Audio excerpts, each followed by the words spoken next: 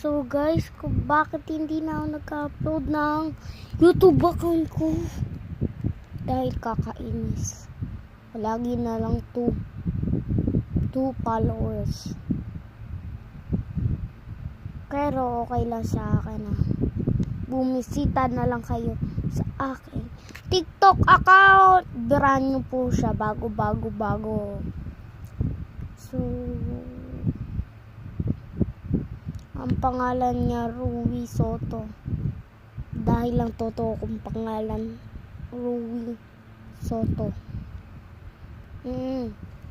Isang tiya, hindi dalawang T. Ha? S-O-T-O. Ha?